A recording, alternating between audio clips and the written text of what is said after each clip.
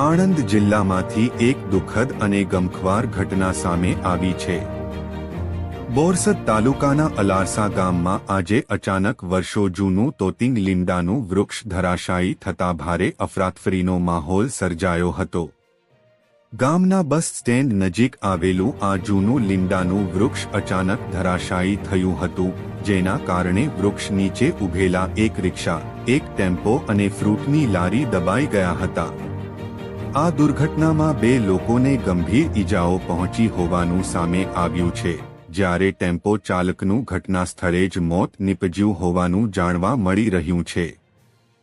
ઘટનાની જાણ થતાં જ ગામમાં શોકનો માહોલ છવાઈ ગયો હતો। આસપાસના લોકો તરત જ ઘટના સ્થળે દોડી આવ્યા હતા અને દબાયેલા વાહનો તેમજ ઈજાગ્રસ્તોને બહાર કાઢવા માટે તાત્કાલિક બચાવ કામગીરી હાથ ધરી હતી। મળતી માહિતી મુજબ અલારસા ગામના બસ સ્ટેન્ડ પાસે આ લીમડાનું વૃક્ષ વર્ષોથી ઊભું હતું।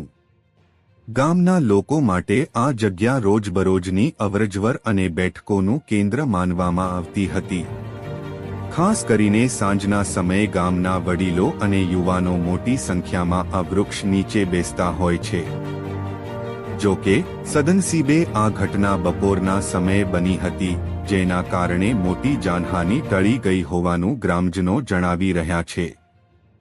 જો આ જ ઘટના સાંજના સમયે બની હોત તો જાનહાનિનો આંકડો ઘણો વધારે થઈ શક્યો હોત।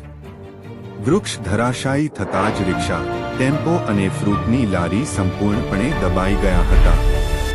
ઘટનાના અવાજથી આસપાસના લોકોમાં ભય અને ગભરાટ ફેલાયો હતો।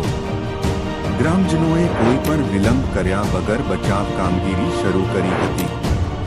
ઈજાગ્રસ્તોને તાત્કાલિક સારવાર માટે ખસેડવામાં આવ્યા હતા। હાલ બંને ઈજાગ્રસ્તોની હાલત ગંભીર હોવાનું જાણવા મળી રહ્યું છે।